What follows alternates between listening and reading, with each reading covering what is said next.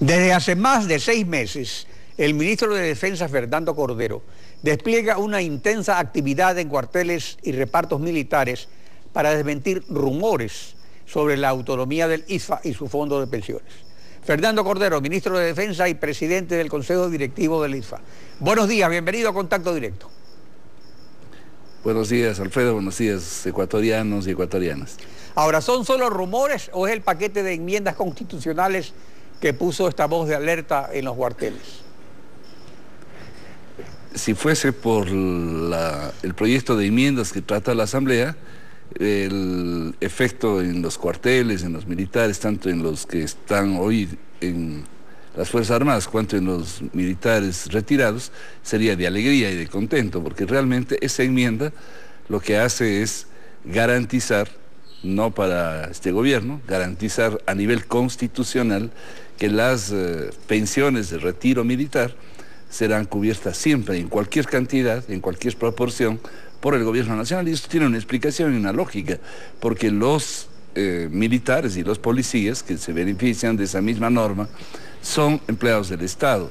¿Quién más que el Estado para garantizar la pensión de sus trabajadores? En este caso, cuando ya dejan de ser activos y pasan a la vida. A ver, pero veamos exactamente pasiva, lo que dice el artículo 14 del paquete de enmiendas. Propone que al artículo 370 de la Constitución se agrega al final un inciso con el siguiente texto. Dice, el Estado garantiza el pago de las pensiones jubilares de los miembros de la fuerza pública. Nada más. Ahora, la preocupación surge porque no se incluyen las pensiones por invalidez y muerte y por declaraciones suyas en diciembre, cuando se aprobó en primer debate el paquete. Usted decía de que, como dice ahora, que la garantía no se refiere al porcentaje del 60% anual, sino que establece una garantía ilimitada. Ahora, eso es lo mismo que establece el artículo, eso lo establece el artículo 97 de la ley del ISFA, que está en vigencia, el 60%. Entonces, cuando se establece esta reforma, hay una preocupación porque la garantía ilimitada no es lo mismo que lo que dice, es lo mismo, digamos, que lo que está diciendo actualmente la ley del IES. Ahora, ese es el motivo de la preocupación. Ellos piensan que va a pasar lo mismo que está pasando con el Seguro Federal. A ver, la diferencia, pese a que en el gobierno de la Revolución Ciudadana, voy a mostrar desde aquí un gráfico, también el ISFA ha tenido un cambio radical, un cambio profundo. Ahí se puede ver que pasamos de 82 millones de ingresos anuales a más de 330 millones en el año 2014. Es decir, esa curva de ascenso que pueden ver todos ustedes refleja un crecimiento sostenido. Pese a ello, pese a esta buena salud financiera que tiene el ISFA, en el ISFA hay una relación activo-pasivo que va a irse acercando a 1 y posiblemente pase a ser menos de 1. Es decir, ¿qué significa esta relación? Que por cada militar retirado, hoy existe 1.3 militares activos, 41.000 contra 29.500 aproximadamente. Eso va, en pocos años más, habrán más pasivos que activos.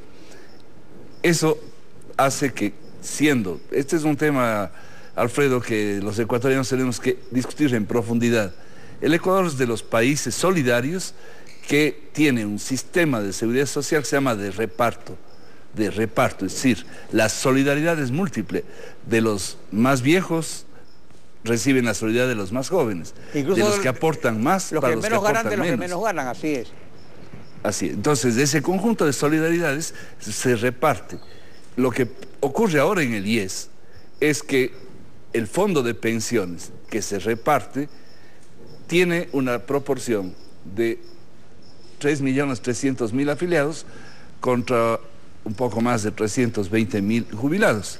Si a eso se agregan viudas y huérfanos, se incrementa. Claro, pero a ellos les preocupa es que se refiere a la pensión de jubilación y no a las otras, sí, de invalidez y muerte. Entonces eso lo dijeron incluso en la comisión de la Asamblea que aprobó el paquete de enmiendas en primer debate. Sí, pero de todas maneras el genérico de la pensión de retiro o la pensión de jubilación en el IES es un genérico que incorpora no solamente a discapacidades, sino incorpora adicionalmente a todo lo que son viudas, huérfanos, es decir, todas las pensiones de viudedad y de orfandad, también son llamadas pensiones jubilares. Así se les conozca particularmente dentro del IES como las pensiones de Montepío. Es decir, el genérico, y si la Asamblea cree que ahí hay alguna debilidad, pues deberá explicitar, ¿no?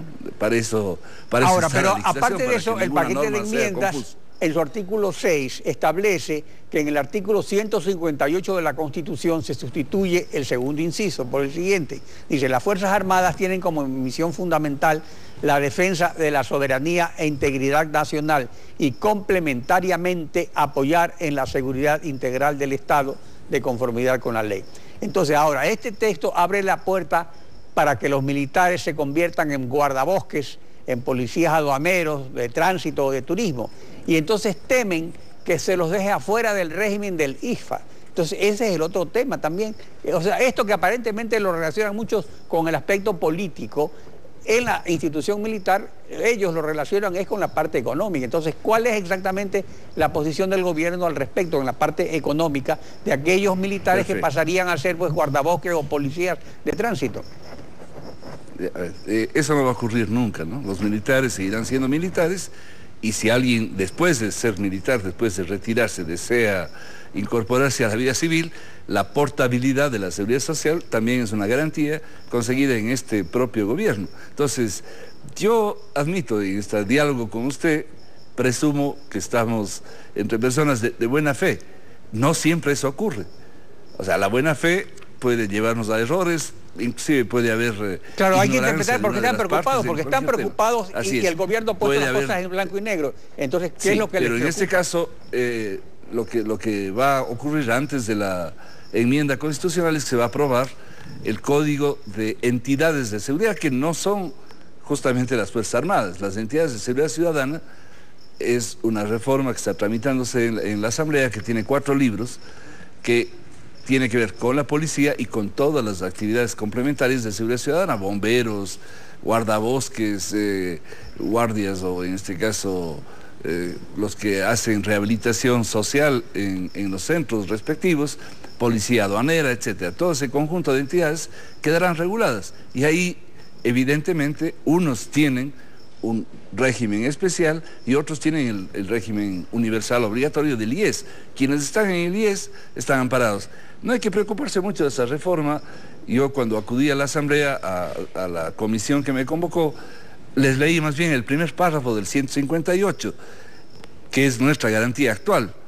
Las Fuerzas Armadas y la Policía Nacional son instituciones de protección de derechos, libertades y garantías ciudadanas. Hay un refrán que dice: lo que abunda no estorba. Si esa enmienda le incorporan, podría algunas personas decir que abunda respecto a este primer párrafo. Por tanto, si no estorba, aclara para que no hayan dudas. Hoy día tenemos una ley que le permite actuar complementariamente a las Fuerzas Armadas y no hay ningún desvío. Claro, eso es en la parte política, en la parte económica que hay esta preocupación. Sí, Fernando Bordero, en la parte económica no hay riesgo tampoco. Fernando, gracias por su participación en Contacto Directo. Buenos días. Estefi. Con esto estamos cerrando esta emisión de Contacto Directo. A ustedes, como siempre, gracias.